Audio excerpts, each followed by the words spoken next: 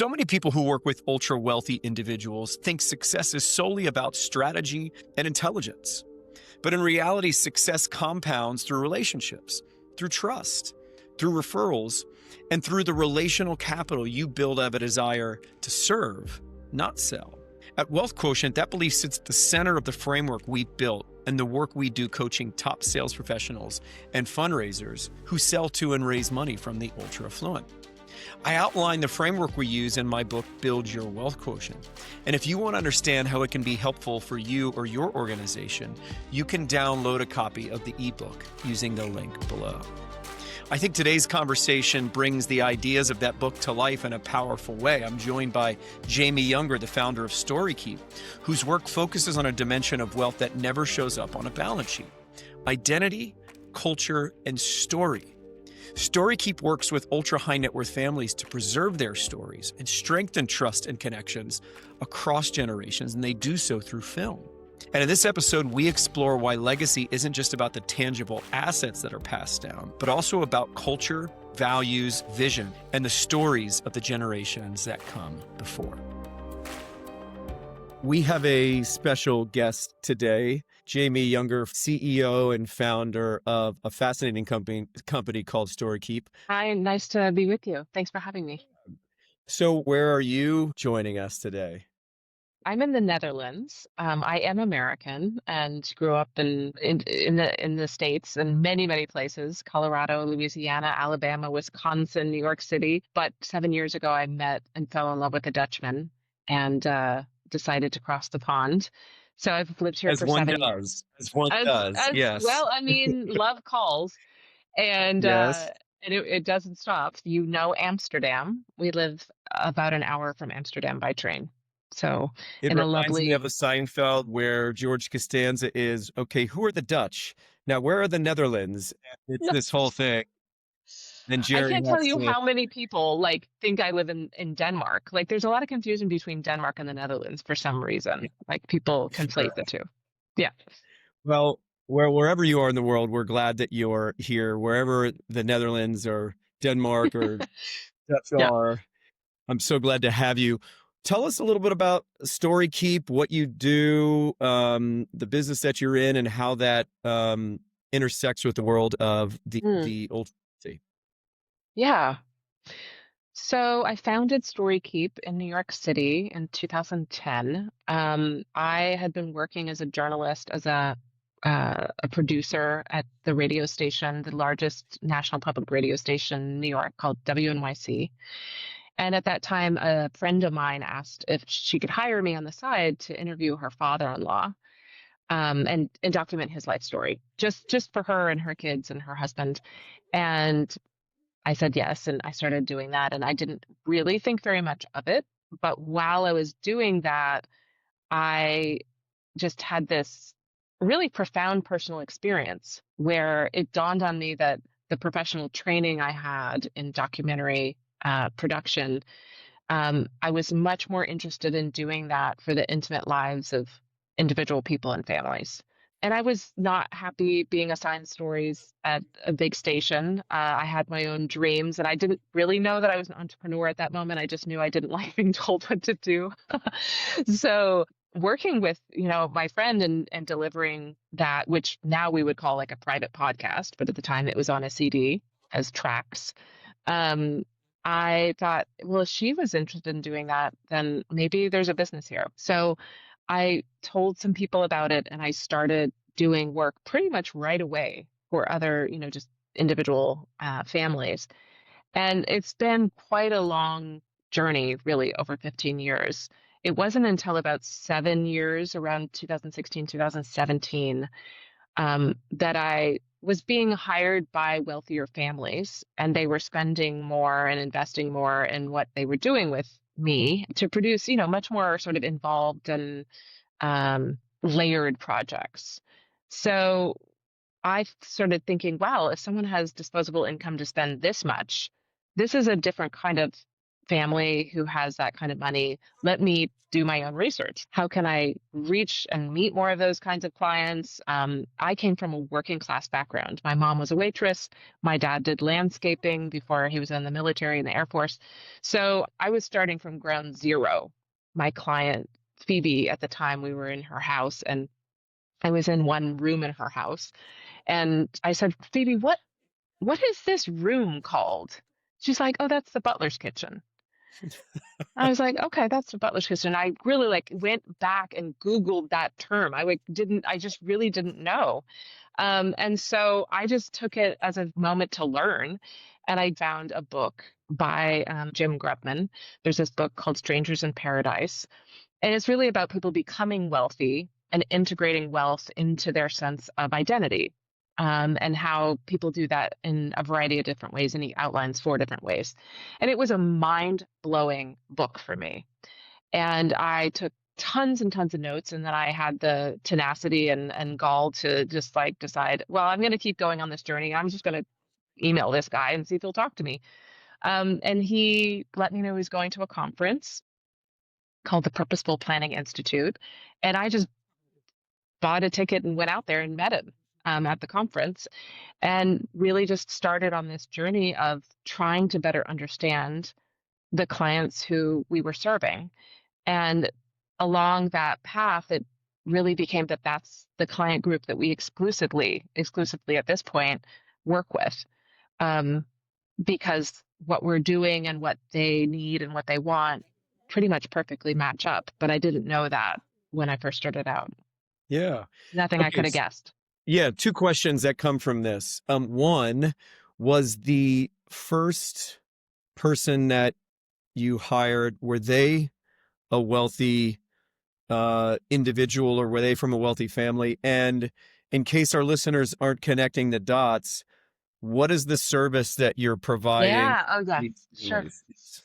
So right, so I started off doing this interviewing and documenting with Lou, the first gentleman, and we eventually really came to making films. So we produce privately commissioned documentary style, but we really call them legacy films with families, with individuals. And so we mostly work with multi-generational, multi-branch, often enterprise, owning or business owning, sometimes post-sale families who want to use the power of story and their stories to keep their families connected, to pass on values, to help them understand the history. So we worked, to give you sort of a sense, we just worked with a family where we documented all 9 of the second generation elders in their families. So these folks were in their like 80s and 90s, and we captured the entire history of their family's business.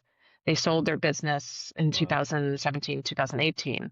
And so their family went from, many of them working in the business and this being their identity in many ways, to selling now after a liquidation event, this very large family, which is mainly comprised of 2 branches, and over 80 family members, is wondering how they're going to sort of stay together. So the story of the history of the business and that is a big part of it, but also the story, their own family stories, to really help the younger generations understand what happened because they're not growing up in a family that has a business anymore, and tell the families stories that are their identity and their values. So Identity is such an interesting word that you use, because how much of us don't know our family history and our story and where we ultimately came from. And I just, even as you're telling that story, I'm thinking about how beneficial that is. I mean, on my mom's side of the family, my great-great-grandfather immigrated from Ireland through Ellis Island, opened the very first liquor distributorship in all of Philadelphia, owned this big 3-story building right on Market Street called Cronin's Liquors. My mom's maiden name is Cronin. wow. And we have a photo of him, standing in front of this big building that says Cronin's Liquors with his suspenders on in front of a horse, trough. And Awesome. come to find out, he was very good friends with the Rockefellers. He owned, a big part of downtown Philadelphia. And then during Prohibition, I think the business went away. But Other than Hmm. that, which is kind of more lore than history, I don't know much about, and all of that story has been lost. Hmm. And so what a valuable thing, just even hearing you give a high level of it when I think about my own family in terms of Yeah. understanding the history and the lives of the people that went before us. Well, I think that's it. I mean, everybody comes from a family, and everybody, I think, can understand the value of their family's stories and history and individuals that they are particularly sort of intrigued by, like this story that you're sharing. Um, and I think what's interesting when we moved into working, primarily with ultra high net worth families is that those stories are just as valuable, as a working class or a poor family stories about their history. But in the case of a family like that, they have pretty high stakes with generational succession if there is a business or an enterprise that's keeping them together. And they are also often making decisions together. They have Yeah. some kind of governance structure. And so the ability to be aligned in a shared narrative and to be able to articulate that to themselves as individuals and also as a group. Story is this incredible unifying force. I was just speaking with someone this morning here in the Netherlands about his family, and he was saying it's not just about harmony, because harmony can also sometimes mask things. It's also about unity, that people feel really compelled by this connector, this connecting force of their family. And story is such an incredible tool or vessel or container for that. Everyone in the family can connect to it. They don't have to be in the business. They don't have to, be the most important quote unquote family member or the leader.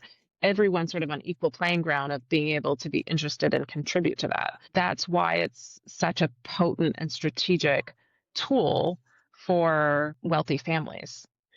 Well, and yes, every family story is important, and for, us to know where we come from, the people that went before us, how we're connected to that, the identity that that provides just in our own understanding of ourselves, which I think is quite frankly lost nowadays, is vastly important. But I want to get into the dynamics of how you build trust, the vulnerability that you um, can only experience that comes with that trust. But I'm a little bit curious about you before we jump into the families that you work with, and just what about your own life and your own story caused you to be so interested Mm. in the stories of others? Oh, what a deep question, Brian.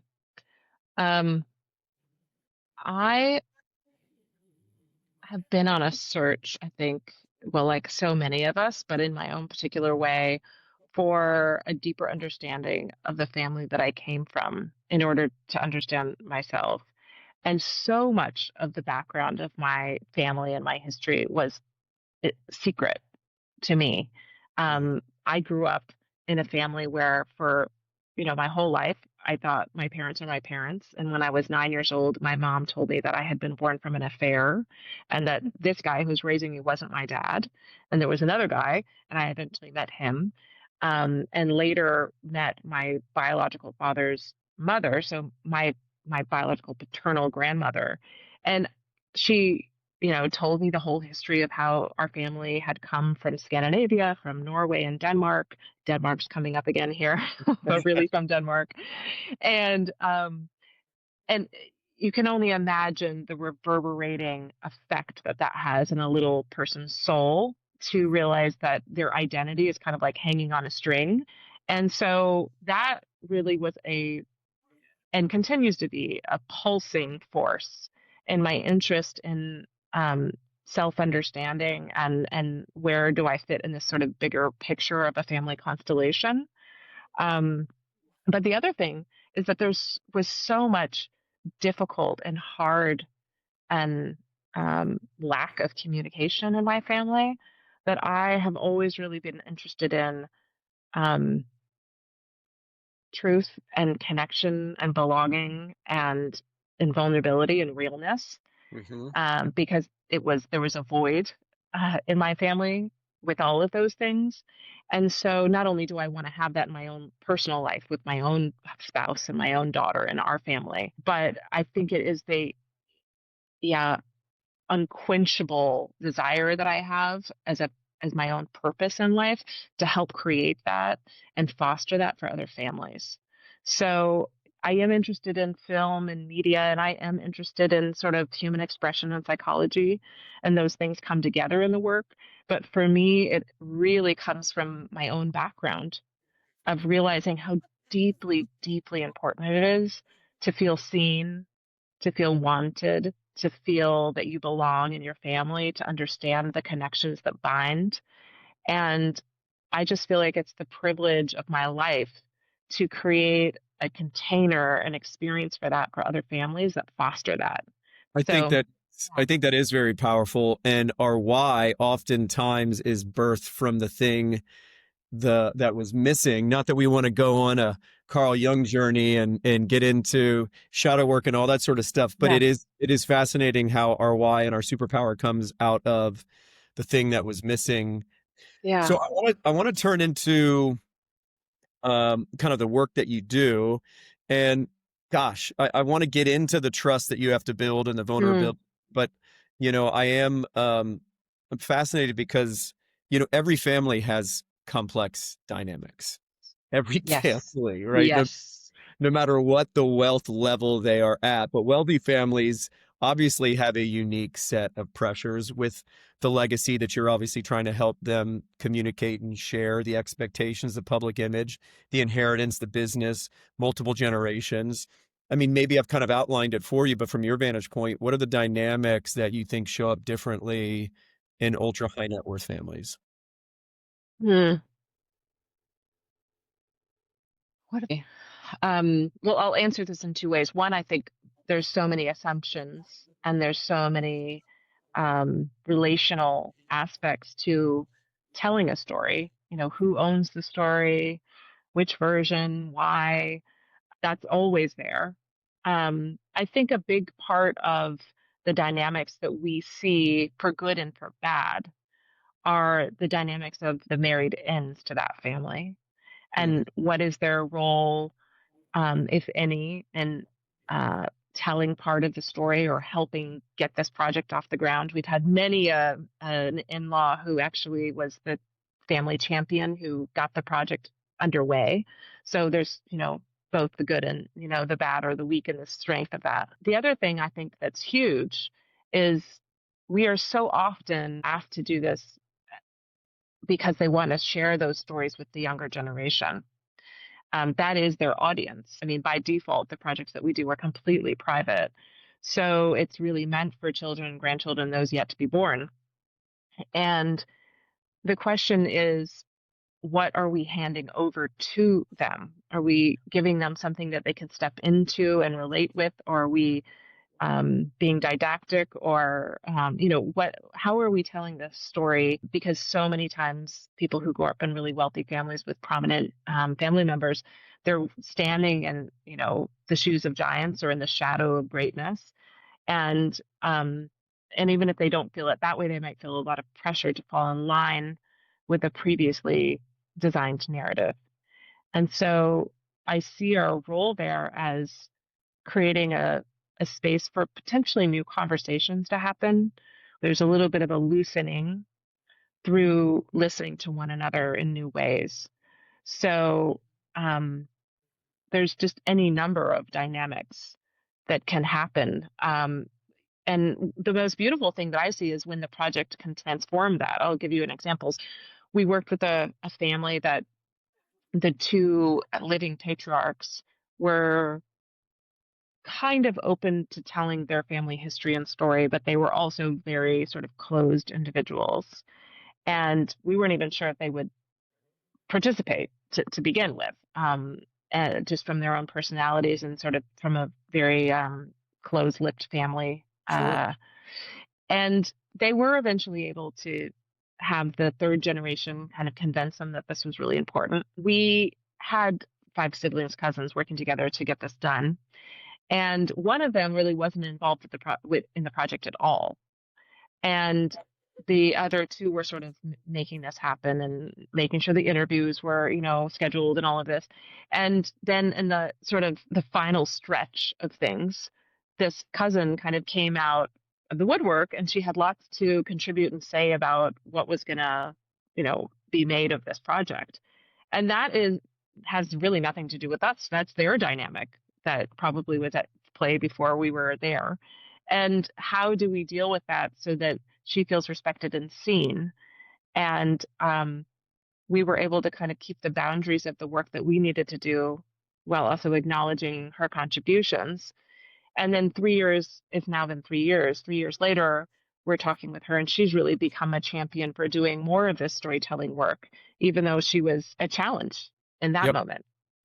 So I think, I guess what I'm trying to relay is that I think it's it's always wise to sort of have an open hand about, what you think is good or bad in any given moment with what's happening with a client, because it can turn the dynamics as long as you maintain your position and your value in the relationship. Yep. I think when people think about ultra wealthy families, right, and the very easy, culturally relevant place to go would be shows like Succession. Yeah. Yeah. Very And dramatic. the dysfunction that can oftentimes exist, money, inheritance, to your point, spouses, parents whose kids are estranged because they didn't give them time when they, how much of the family dynamics that you interact with replicate what people would assume from just media and shows like Mm. Succession versus the reality? I think very little, um, to be quite honest. And I think that's for two reasons. One, so much of that is blown out of proportion and is not true, and it's negative drama that sells. And two, we've been really clear about the purpose of our work and finding aligned clients to why we exist and what we're trying to do. And so, frankly, very difficult, narcissistic, um, um, the folks that you see, right? Like these stereotypes, for the most part, they don't want to work on things like this because the work that we're doing, either directly or indirectly, asks for some level of vulnerability and openness and willingness. I mean, we are trying to align and collaborate with a family that we can create something positive out of it. Yeah. So if we don't think that that's possible, then we don't take that project on. It doesn't mean we have to believe what they believe or value the same things, but it's more, are the goals that you have respectable goals? If you're trying to control the narrative and make sure that you keep, your ex-husband, at, away from your kids or something like that, then we're not here for that. If this is a vanity project and that's it, we're not here for that. So I think there's some of that. Yeah. And also I have to say, I mean, from all the spaces that I have now, entered and had the opportunity to, really sit and meet with so many different, high net worth families, I think there's a gross misperception of what wealthy people are like, and the other side of the coin of just being incredibly generous. I mean, there are people we work with now, their full-time job is philanthropy. That's what they spend day and night thinking about. So, I think that's the story in the greater culture that we don't sell, we don't tell, because it's not, I guess, that exciting. It needs to be probably told more because, again, the natural perception and the perception that's easy to push because it's clickbait and it gets people's attention is just the vilification in some ways. I have to say, though, I mean, one thing I do see that I think is pretty common, and you see it in a show like Succession, which we've watched, is a real insistence on work being paramount, on productivity being paramount. And this is interesting. This really, really touched me recently. We were working with a family, and they also are a family where hard work is a major value. And this was put into their film, right? This is a very important theme of their family's identity. And as the family leader, the oldest gentleman of the family, was watching this film in a movie theater with all the rest of his family, the final piece, he turned to his son, who's now the current sort of leader, and he said, "Wow, I feel like we pushed the hard work thing too much. I wonder what we missed out on." Hmm.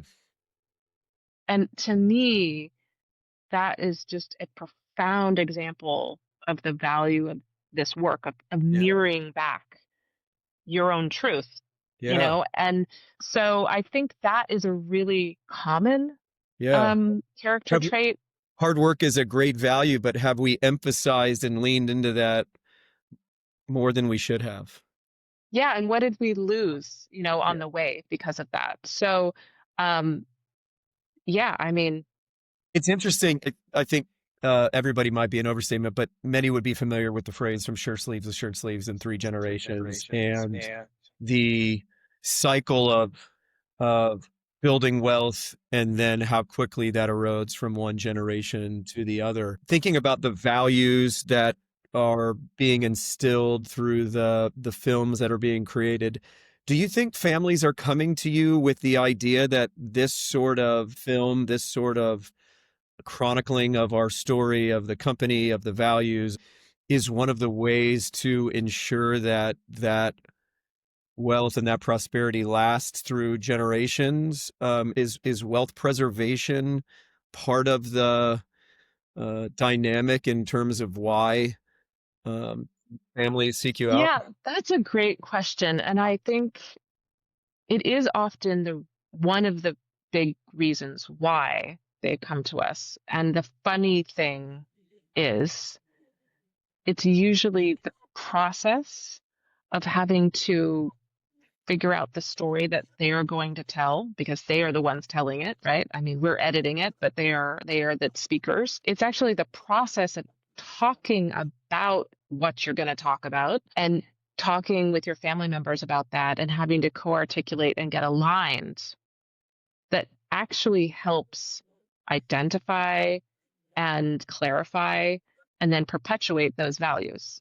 Because I think the witnessing art and act of film, the actual camera itself, and then the people there who are helping you make it, you're kind of signing on the dotted line in a certain way, right? It's the same thing. I mean, why get married if we can just, why have a wedding if we can just sign and say that we're married? Well, we Yep. have a wedding for people to witness and say, we saw them and we're going to kind of hold you to your commitment. And it's very similar in that way. We're helping them go through a ritual of professing what they believe. And I think it's that act of preparing to do that, deciding to do that, and then doing it as a collective, as a family, that helps them. It's not the end film itself, it's actually the process Process of helps getting it. crystallize in some ways what these values and vision of their family is and where they Yeah. ultimately want to go, I would imagine. Well, how do you get people then? I mean, is there anything specific that you've learned as you engage that you communicate or that emanates from kind of your process that puts these families at ease, that says, I can trust Jamie and her team at StoryKeep to actually share these Mm, stories? yeah. I have thought so deeply about this because it is, for good and for bad, extremely connected to our own revenue. If Yeah. someone doesn't trust us, I mean, they know we're going to come into their home. They know we're going to ask them personal questions. So, if they don't trust us, we won't be viable as a company. So it's sort of hand in hand for us. So it's been a really interesting journey as an entrepreneur and as a person figuring that out because I mean, I think you and I would say we're trustworthy people just on the whole. But then how do you communicate that in a business setting that can be Felt. um, felt and understood and stress tested. And so what I have realized through time is that of course it has to do everything with how you show up, right, in individual interactions, but it's also who you hire and the standards that you hold those people to, not only in their work and how they do things, but how they show up as an individual person. And the other thing is the process, realizing that just because we know that we are trustworthy doesn't mean that they are ready and know that yet. Yeah. So, one of the things that took us quite a long time to figure out that we should do this and how to do it, but we go through a pretty extensive discovery process with a family. If I were hiring a company like my own company, I would want my father and my mother to appear on camera the way I experience them in real life, which means you have to get that person with a camera in front of them and lights and strangers in the room to behave as their authentic self with all of those other new variables. So you have to get them there. And part of getting them there is going through, unrecorded conversations where we're really talking about the importance and the value of doing this work and helping them come together to realize what's important to them and to co-create this project with us. So Yeah. we're not telling them what to do, we're co-creating. And so that is, a pretty long runway to warming up to the big, moment, the lights, camera, action moment. Um, and of course, it also helps when you've done that over and over and over again. And then those families speak with other families who are considering the same thing. It's interesting, the power of referrals. Don't get me started on that. But the I'm sure you have had, I would love to hear any sort of examples, or how do you get, because I'm sure they're doing exactly what you said is not easy, especially for people that are not used to being interviewed or on camera Hmm. or like in front of them and people in the room.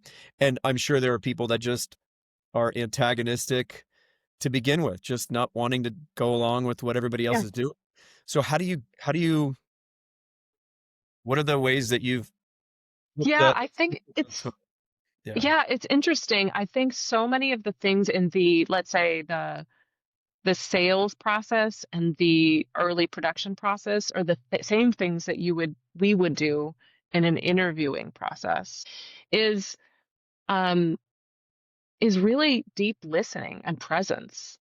Instead of kind of coming in with a certain plan or a certain way of thinking, it's really listening.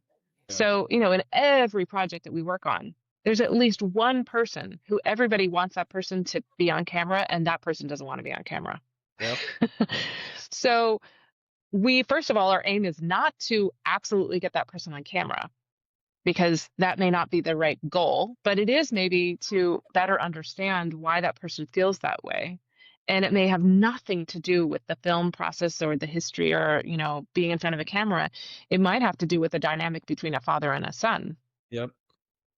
Um, so it's I really would think that trying to would be a understand those huge things. dynamic that would be challenging, right? Where somebody wants to do this, so they hire you and then you get in and you're like, oh, we don't have everybody on board. And how do we tell this story if we've got these folks that are willing and these folks aren't?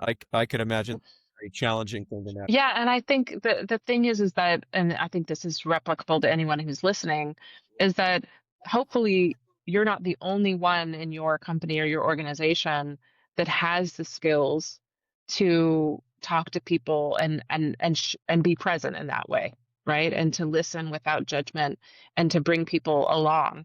So I think a big part of trust is just realizing how important every element, every person is in that relationship with that client. And I've become um, much more shrewd, I guess, in being really clear and following my intuition.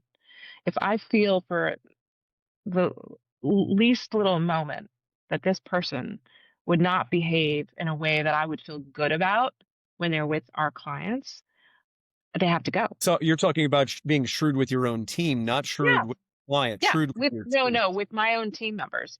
Our whole ecosystem is completely built on trust.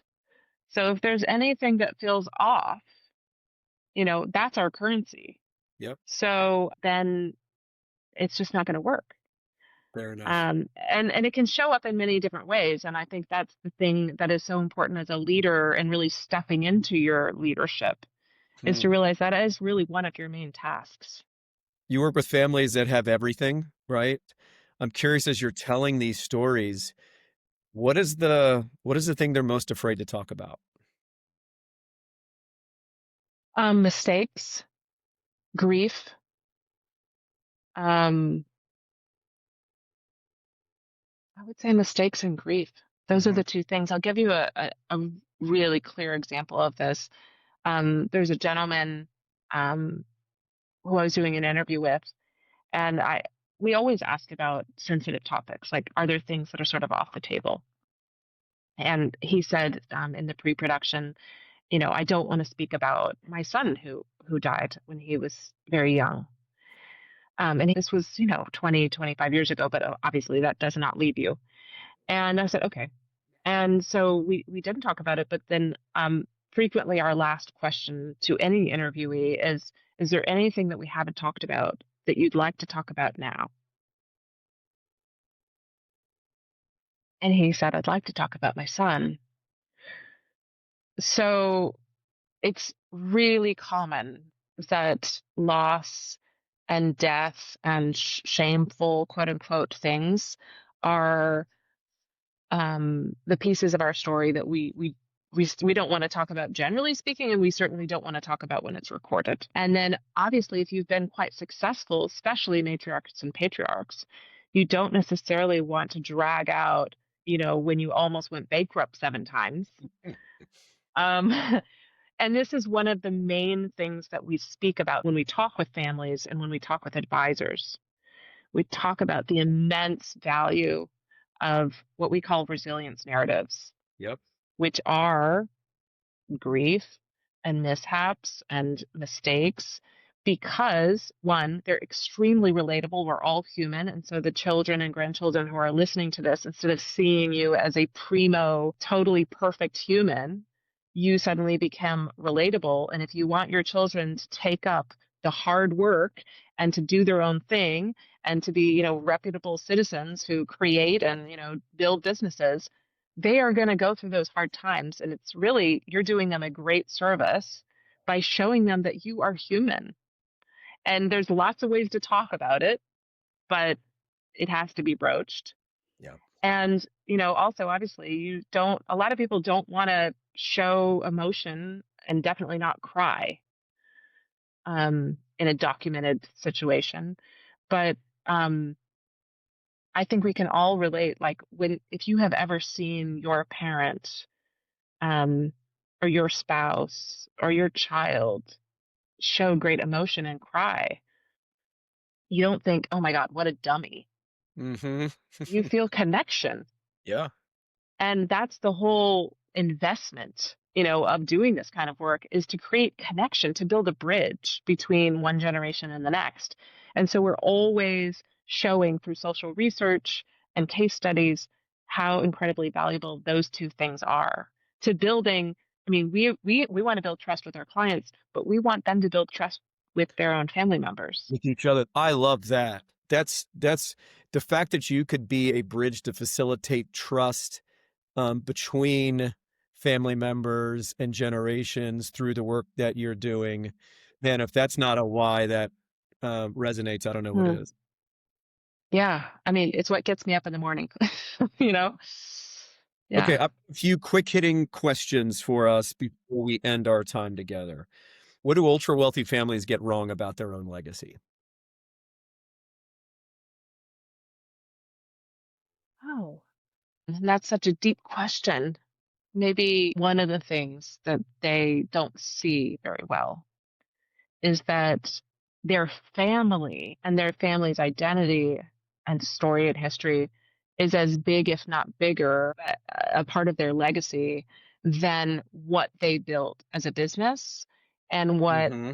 financial, gains they have and financial assets and what they're going to pass on legally. That Yeah. their legacy is not just what they can pass on legally and can be written into a document or a trust. It's intangible. So it's, their story and their history and their narrative is actually a part of their estate, if you will. And I think that's a huge blind spot. What a great thought that the work that we're trying to do is not just pass down the assets but it's what's the culture and the value and the vision that we hope next generations will continue to follow. I think that's really powerful. Yeah. I think even the word legacy, I mean, we were hesitant to even call what we do legacy film because legacy has such a specific, connotation in the space of ultra wealthy people. It really is. I mean, it's not thought of as an intangible, but really like a very specific thing, assets. And this is an asset, but it's not something that you can hold as a binding, Yep. variable in a legal document. Yep. Yeah, culture isn't exactly tangible, but you No, think family culture that you want to pass on through generations. I'm inspired by that.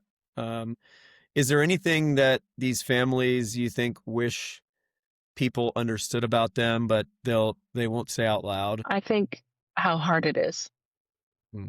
because they don't get to say that because just like how I grew up thinking about wealthy people based on how my parents thought about it, which is like, well, wouldn't that be nice?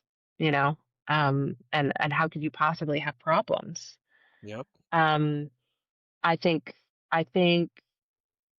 yeah, how hard it is on a psychological and relational level. I mean, I think one thing people often don't think about who aren't ultra wealthy, but it's become eminently clear to me is, can you imagine being in a situation where one of the things that almost everybody wants is to find their life partner? Can you imagine how hard it would be if you didn't know if you could really trust if someone was really in love with you and not your money? Or that wasn't at least a little part of it, that's a very difficult position to be in. And that is a extremely important part of most people's lives. Yep. Well, in navigating the family dynamics, I mean, I used to own a wealth management firm, and a lot of our clients were NFL and NBA players who had come across just life-changing generational wealth. And Yeah. part of the thing that we had to help them navigate was their own families and Yes. pressure that put the guilt in some ways that they've got to provide everything to everyone. And so we oftentimes had to be the barrier between them and their family, which was created a huge set of other dynamics. So Yes. the mo money, mo problems line is as real as it could get, but nobody wants to hear them complain about that. Yeah. Yeah. Oh, for sure. Well, I've really enjoyed this discussion, and I want to take a cue from you as we end. Is there anything that we should have talked about that we haven't? um, that's such a great question. Coming from you.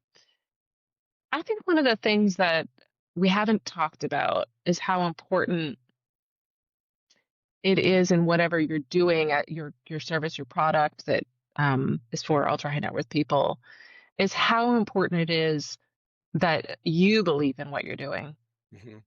and that you find it valuable.